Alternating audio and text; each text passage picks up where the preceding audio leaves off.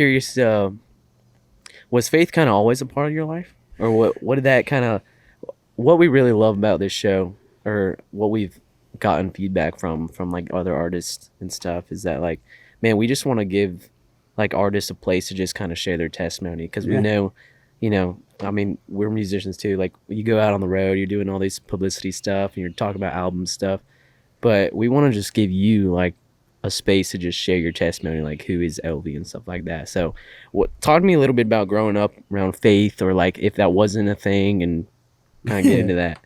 Well, I've always just bounced around. I think the pursuit of faith has always been a constant in my life. Yeah. Still to this day, it's very wavering.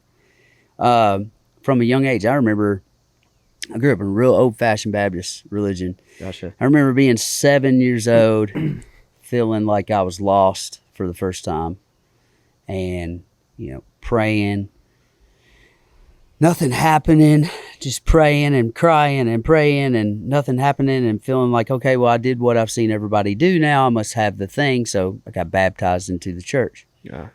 And then years go by, and I'm like, I still have this feeling. I'm like, well, I must not have got it. So I went back down, and I went to the altar, and I did it again. And I prayed, and I prayed, and I prayed, and I prayed, and I prayed, and I prayed, and I prayed, and nothing.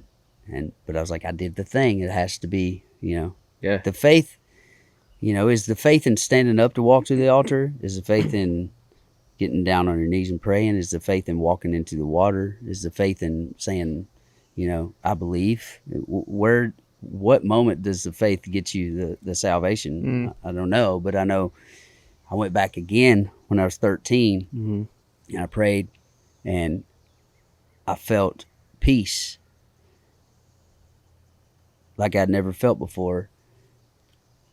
And I didn't say anything. I didn't tell anybody. And I went a couple of years. And I remember it was a Wednesday night, a revival at Walnut Grove Missionary Baptist Church.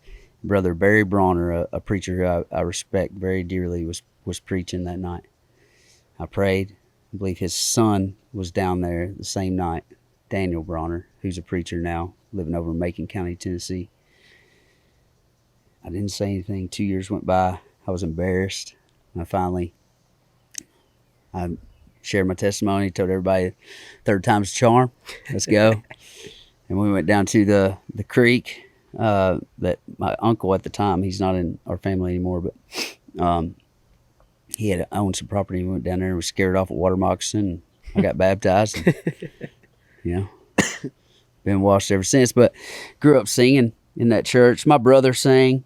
My brother was in a bad car wreck when I was about 6, and was in a coma for just a little bit, rehab for a long time, kind of lost his ability for a while to sing, and so I took over singing one of his songs called Victory is Sweet in church, and it's the first time I ever sang in front of people by myself, and loved it. So that kind of, I guess, ignited the spark that got everything started, my love for singing and making people feel something. That's what I love about church music and hymns, is like you sing and people really feel something. Like you'll see goosebumps on people. You'll see people cry. You'll see people shout, happy. And I was like, wow, music can do this, can evoke emotion, Yeah. And I think, even the, just run-of-the-mill, catchy pop songs, whatever, like they do something to make you feel something, or they wouldn't work. But I wanted to hang on to that, like tapping into those emotions that can make you cry, shout, pound your fist on the, steering wheel, driving down the road, listening to something, having a moment where you really like, I'm going to do this. I believe in myself. I wanted to continue to tap into that stuff. I don't know much about just going out and drinking and partying anymore. It was a short window of my life.